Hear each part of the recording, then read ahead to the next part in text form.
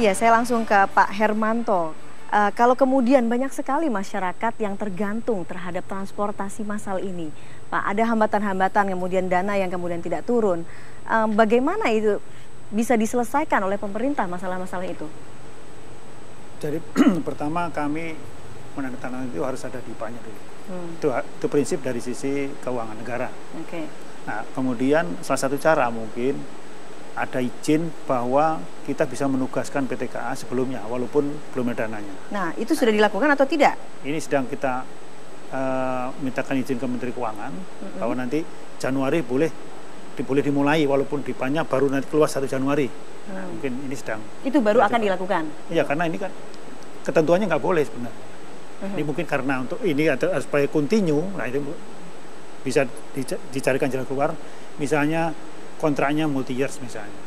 Jadi kontrak kita dengan PTK berapa tahun, 2-3 tahun, jadi bisa langsung terus. Oke. Nah, tinggal nanti anggarannya per tahun keluarnya.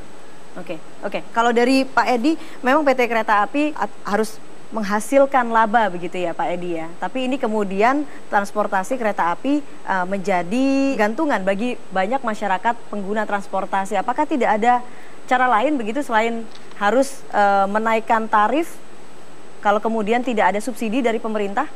Sebenarnya PT Kereta Api ini kan operator. Jadi soal itu diberikan bantuan dalam bentuk PSO kepada kereta api, itu kami menerima saja. Artinya mana yang mau dipilih, mana yang mau diberikan, kami siap. Tetapi karena kereta api ini merupakan badan usaha yang disebut PT, maka kami juga tidak boleh lengah. Artinya manakala ini tidak ada kepastian, maka PT Kereta Api akan memberlakukan ini apa yang memang sudah ada, mengikuti TBA-TBB-nya. Jadi selain dari kereta jarak sedang dan jauh yang sudah pasti mendapatkan PSO ini kan banyak juga Mbak Eva. Jarak dekat, KRD ekonomi, KRL-nya dari itu komunitas Jakarta di seputar Jakarta, kemudian ke Lebaran. Itu semuanya sudah akan mendapatkan. Oke, tapi kalau dari sisi nilai PSO-nya dirasa sudah cukup atau belum Pak Edi jumlahnya? Kalau tadi kata Pak Tulus nilainya kecil sekali kalau dibandingkan misalnya dengan subsidi BBM. Jadi begini, kalau buat kereta api kan sebenarnya versusnya itu hanya biaya operasinya atau biaya produksinya. Berapapun diberikan, kereta api akan mengimbangi. Contoh, tiket hanya 5.000 dari Bogor Jakarta, biaya operasi atau BPP-nya itu 11.000. Kalau pemerintah memberikan 11.000, maka barangkali tiketnya 0 atau memberikan 10.000, tiketnya menjadi 1.000.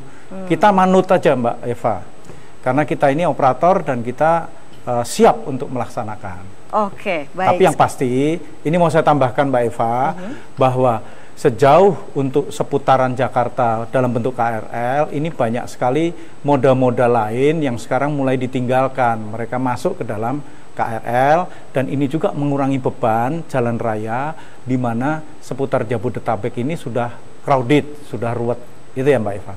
Oke, sekarang saya ke Pak Nusyirwan. Kalau Pak Nusyirwan melihatnya seperti apa? Apakah memang seperti tadi yang dikatakan Pak Tulus, ini adalah transportasi massal. Banyak sekali masyarakat yang bergantung kepada transportasi ini, tapi kemudian subsidinya saja tidak sebanding dengan subsidi BBM. Sebagian persoalan pentarifan ini sebenarnya sudah terjawab dengan dinamika perkembangan penanganan operasi kereta api selama ini. Adanya perpindahan moda, itu pun juga harus diakui karena adanya peningkatan dari pelayanan kereta api. Jadi ada tadi Pak Edi menyampaikan bahwa ada karena jalan itu sudah penuh, mereka beralih ke kereta api. Kemudian juga harap diingat, selain pakai kereta api, naik ojek saja mungkin dari Bogor ke Jakarta. Mohon maaf, kalau saya dari Kalibata ke Kuningan, itu dibandingkan dengan naik kereta api dari Bogor ke Jakarta 3 kali lipat lebih mahal. Jadi sebetulnya dari satu sisi ini, adanya tuntutan, ekspektasi terhadap kereta api, itu pun juga karena diikuti dengan perkembangan penanganan kereta api selama ini. Kalau saya jujur mengatakan bahwa kereta api selama ini sudah banyak sekali kemajuan. Anda melihatnya sudah banyak kemajuan? Sudah banyak pengajuan. Kalau boleh saya mengatakan fair demikian, tapi tentu tuntutan itu tidak akan pernah berhenti.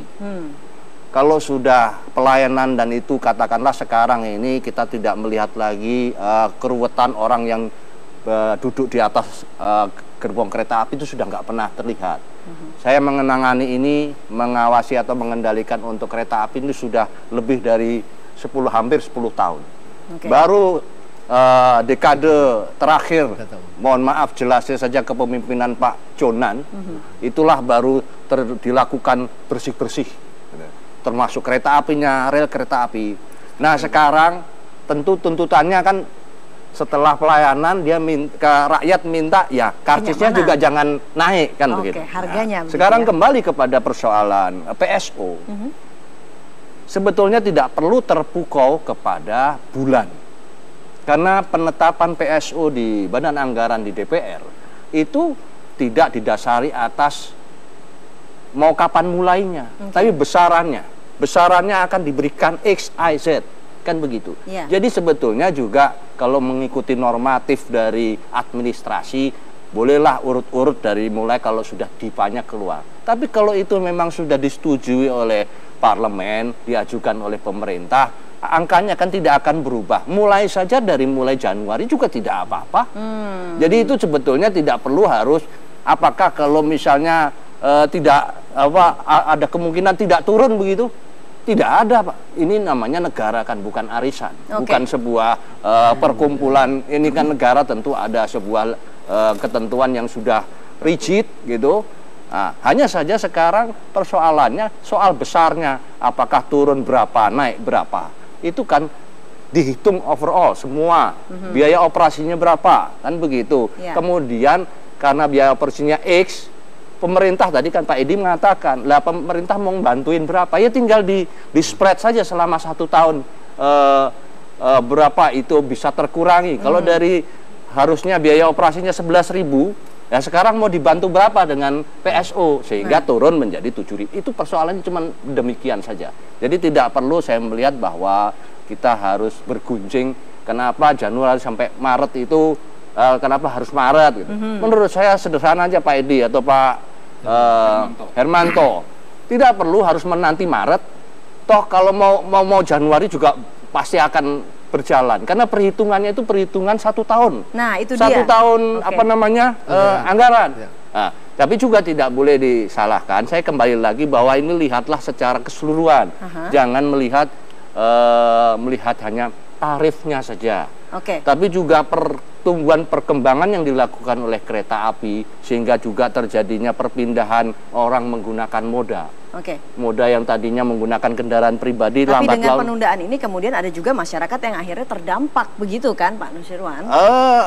Terdampak tentu juga kan kita harus melihatnya bahwa ini juga ada pergerakan ekonomi yang seharusnya bisa menambah pendapatan. Ini kemudian pribadi bisa menjadi pelajaran untuk kemudian tidak dicari strateginya untuk tidak terjadi lagi begitu ya Pak Hermanto ya? Enggak, tapi saya perlu silakan Pak. Ada 2 hal yang berbeda. Bahwa kereta api mengalami kemajuan, ya kita harus apresiasi. Bahwa kereta api tetap harus sehat, iya kita dukung karena sebagai operator gitu. Tetapi tetap kita memerlukan, karena itulah karena masyarakat juga memerlukan jaminan mobilitas, maka ada peran negara tadi. Jadi 2 hal yang menurut saya 2 hal yang berbeda gitu. Nah, peran yang kita gugat ini adalah justru bagaimana peran negara mengalokasikan subsidi yang lebih besar untuk mendorong mobilitas itu. Karena saya ini kan termasuk juga orang yang mendukung BBM itu naik. Tapi kenaikannya itu dialokasikan, sisa keuntungannya itu dialokasikan untuk membangun infrastruktur angkutan massal, menambah sarana angkutan massal, menambah subsidi pendidikan, kesehatan gitu loh.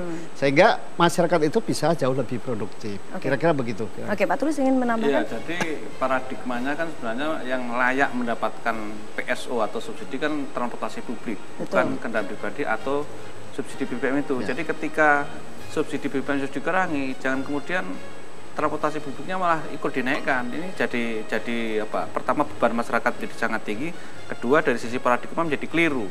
Nah, itu yang saya kira tadi intervensi negaranya di situ. Betul bahwa PT Kereta Api kan PT, jadi dia memang profit paling tidak itu, atau paling tidak cost production-nya tertutupi. Nah, itu PSO lah yang kemudian menjawab selisih tarif itu kan terjadi di BBM, terjadi di listrik dan kereta api ekonomi. Jadi memang di sini kita tuntut untuk ada PSO yang lebih optimal.